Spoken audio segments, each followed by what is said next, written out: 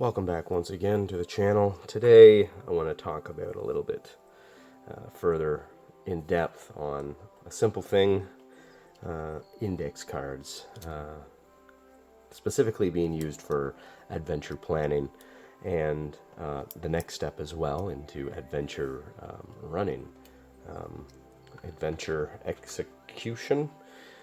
So as mentioned in a previous video, over a nerd weekend, I dipped my toes into adventure note prep using index cards. I just had some white ones at the time. I just wrote down some stats and some scenes.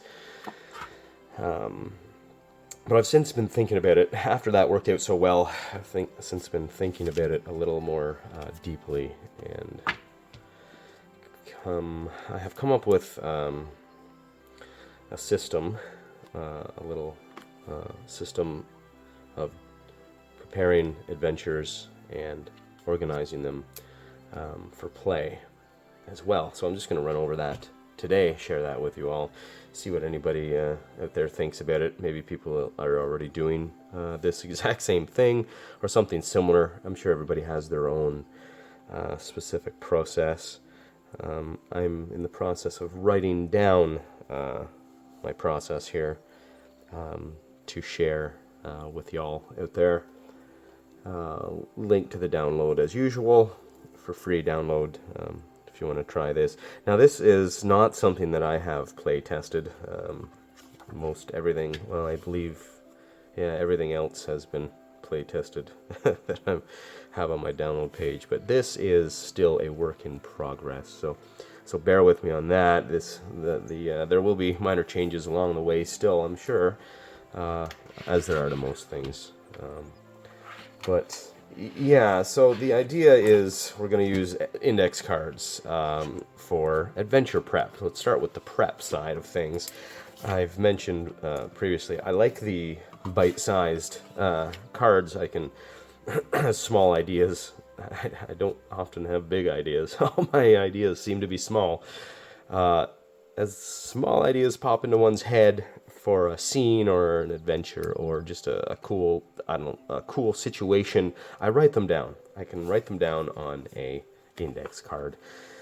Let's get some examples here. None of these are overly, amazing, but here was one I was thinking for my riffs adventures. It'd be fun to have just a good old-fashioned troll under a bridge scene. So here's my troll under an overpass. This is a pre-riffs ruined overpass that kind of still remains a bit, and there's a troll, giant troll monster living under there. I'm thinking he'd probably be riffs-ified a little bit. He's probably got a cybernetic eye and a bionic arm and a massive, maybe a rocket launcher too. He's ripped off of power armor or something that he can somehow manage to fire.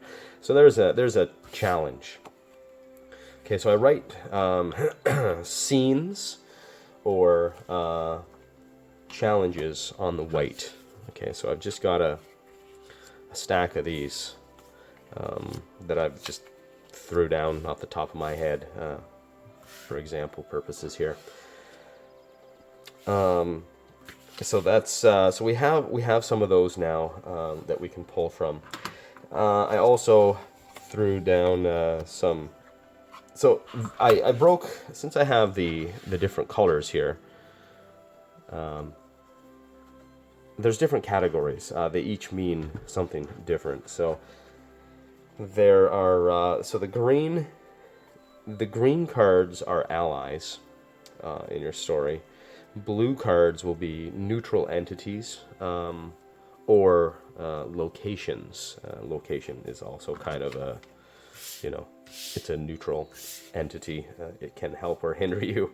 In this case, we've got ruins, where I'd like most of this to take place, adventure, and then this second one is, in fact, an entity. It's 3 armed DBs, a tribe of 3 armed DBs. I thought that'd be interesting. I've never had a 3 armed humanoid in any of my role playing.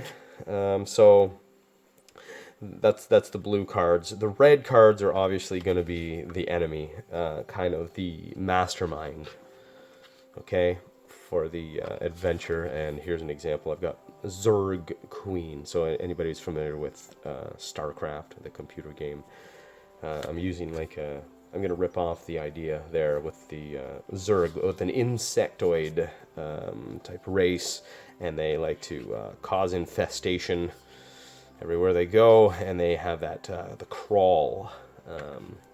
So the Zerg Queen is the source of the purple membrane goo that creeps out and covers the land in the area. So I'm thinking, well, let's continue on with the breakdown of colors. The yellow is a goal, a treasure, a MacGuffin, or a resource. Something that the characters want. Doesn't have to be the goal, but the goal of the adventure would certainly could be a material item. In this case, we've got this is a treasure, just a power armor, a suit of power armor they can find. And the white cards are scenes, complications, or problems. Okay, so for the adventure, we've got this stuff so far, kind of brainstormed. Let's start putting this into an adventure, right? So we take ruins. Okay, so we want stuff to happen there. We've got, okay, so we would stack these and group them as appropriate. So we've got the Zerg Queen hiding down in the ruins. Okay, at the ruins, to get to the ruins, okay, we'll say we have some razor vines. And get this up here so you can see better here. I'll get these things out of the road. So we've got the Zerg Queen in the ruins, okay? She's right now in the ruins. This allows us to, the index cards allow me to mix and match and kind of lay out an adventure flow a bit better than having them, you know, in my notebook. So we've got on the way to the ruins, maybe we've got some, well, we've got the troll overpass, and maybe we'll complicate this scene, the troll scene, further with razor vines. That was an idea. I don't know. It's just like carnivorous vines, I guess, and they're mega damage razor type spikes on them, thorns on them. I don't know. I haven't fleshed that out, but that's something to work with. Let's complicate this further, though. This is let's put some of these things in here. Oh yeah, I had a broken lift elevator. So in the ruins, we put this behind the ruins. So once we get in there, that will be a complication slash scene. We've got a blind ragers infestation. So these are like I pictured like the Zerglings, and they're blind. They only can sense by vibration, scent, and sound, perhaps. Let's certainly put them in the ruins. That would be fun. Let's complicate the broken lift even scene with that. So you see how we can start getting multifaceted complications, multiple complications in a single scene. That could be broken out as you play through, whatever you want, but it'd be fun. Also, I've got active sentry droid, so that's got to be definitely in the ruins. So we'll put that there too. Okay. And then we've got Zerg ooze creep. So that's in the ruins as well, I'm thinking. Sentry droid. Yeah, as soon as they get to the ruins, they see the ooze just kind of coming out of it's already crawled its way out the door, kind of the entryway of the ruins. That'd be fun. We've got the 3-armed DBs. They're just kind of a neutral entity. We'll just put them kind of here in the middle. We'll get something laid out like this. Now the troll overpass, razor vines. Let's put the power armor there. He's that troll has given a good thrashing to another adventurer, and he lays dead, crushed inside his cracked open power armor. So if the characters defeat the troll, they can get the power armor, salvage it, get the ammo out of it, maybe they get it repaired too. Okay, so here's the basis for our poorly thought through adventure. Just using some of my ideas off the top of my head. We would have to connect these a little better for the for actual play time. But the next step here is, let me just refer to my notes here, sorry. I don't have it memorized yet. We can take these and then add layers. We can have 3 tiers. So as I ponder, often as I do, what makes a good adventure, it seems to me that there are 3 layers to a good adventure backstory, or a good drama, or a good plot. I guess it'd be plot weaving. You've got kind of your campaign level arc, story arc. You've got a big bad guy. You've got your narrative arc. You may have several of these on the go at the same time. And then you've got your current adventure arc, which is always just the one you're working on.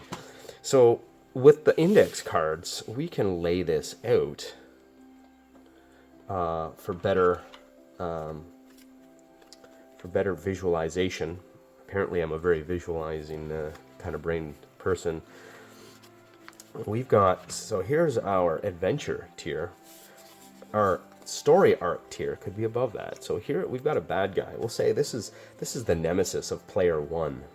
So nemesis is, and on this card I would write, each of these cards would be filled with some notes about whatever the card is about. This would, I would note his plans, his scheme, and that could change from time to time. But for the most part, he's at the narrative arc level, and he's not in play directly. However, I like the idea of being in front of me, so you could pull him in at any time. And that's where we get into actually using this. I would run the game with this layout behind my GM screen, I'm thinking is the plan. Here's, say, another narrative arc bad guy. This is perhaps a bad guy from the last adventure who got away. They didn't kill, and he is out to kill the whole party.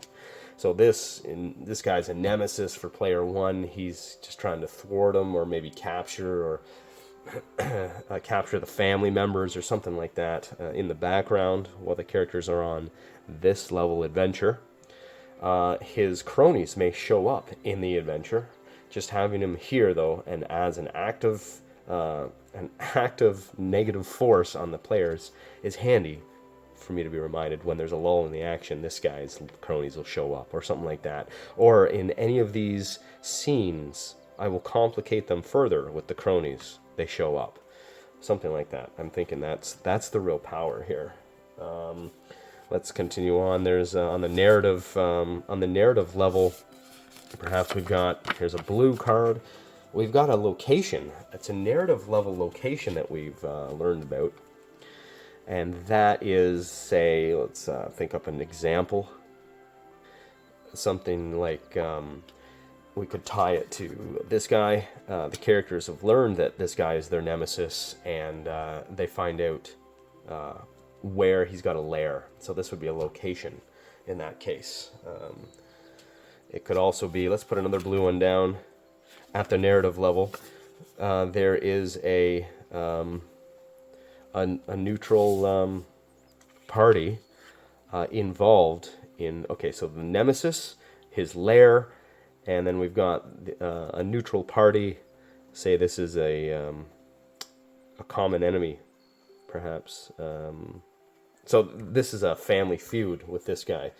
This guy is the nemesis. He hates the player 1 for some reason. He also hates this family, say, in town. They're feuding, and this family hates them. this family is neutral to the party. They can perhaps leverage them against this guy. Another example, moving on at the narrative level, we've got a yellow card, say, at the narrative level there could be player 3 is actually maybe in search of something. Maybe their like backstory is to find or recover an artifact, pre-Rifts artifact if it's in the Rifts world. So that would be written down on a gold card, a yellow a treasure card, and so on. And for the third tier, being the campaign tier, which would be mostly in the background. It doesn't surface very often, but having it in front of you at all times is a great reminder, I'm thinking.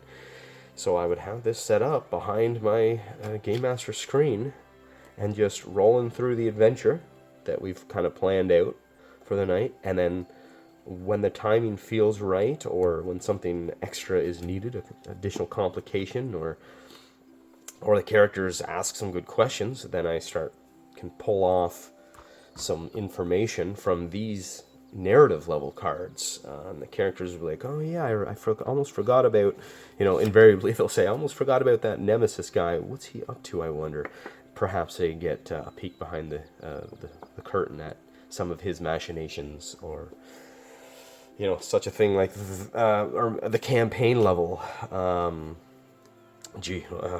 would be the campaign level? I guess we almost invariably need a campaign level bad guy, or bad entity, evil entity.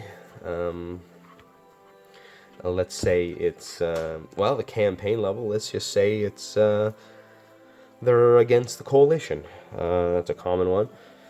They want to take out the Coalition in an area. Maybe the entire campaign is to rid the area of an outpost, a Coalition outpost. They want to get rid of the Coalition influence in the area, and they're on a border town, like a Borderlands kind of scenario. There's only one Coalition outpost within hundreds of miles, and if they could take that out, then they would free this area of the oppression.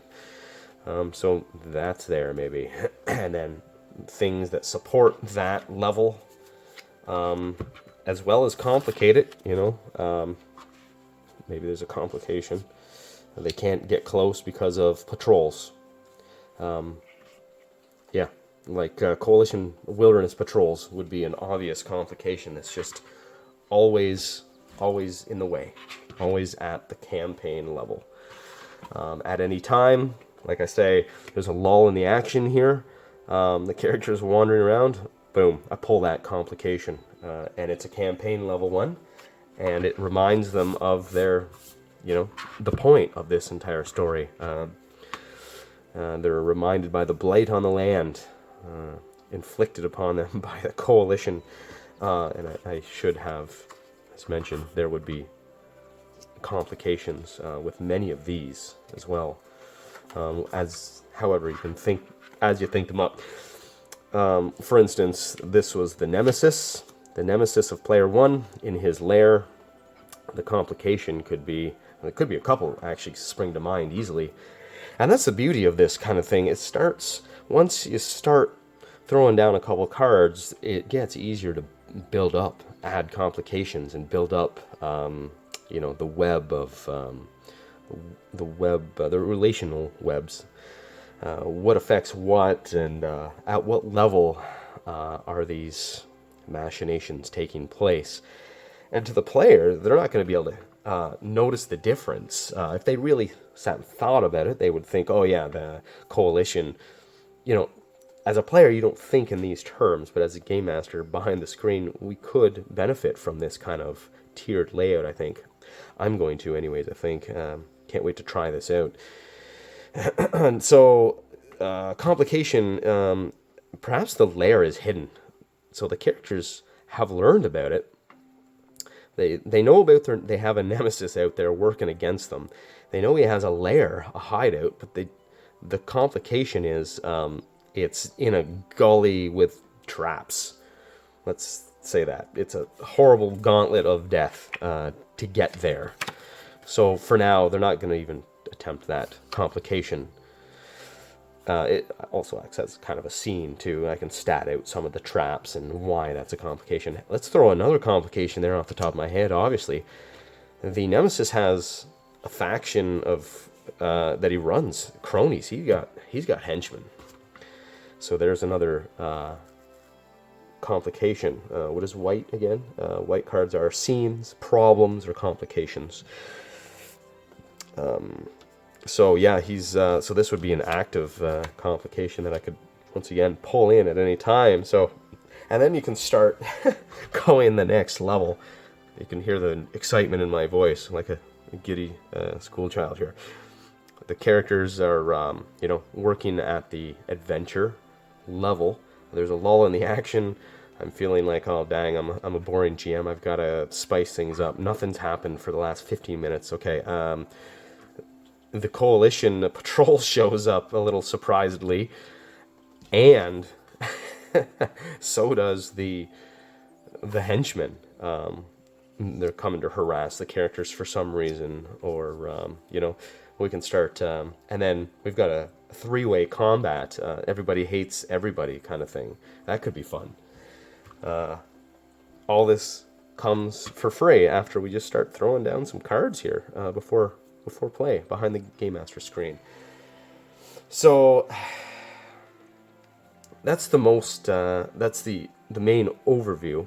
There is one additional detail I have come to record, and I'm not sure how much I would use it, but the idea of cards being flipped sideways, like the old school like your magic cards, when you tap your magic card or whatever, if the characters are unaware of it, turn it sideways. Like maybe they don't know about this narrative level foe, enemy. They don't know about him yet. Keep him turned. He's there. I can bring him into play. Any complications on him, I've got them ready to throw at the characters, but they don't know about it yet.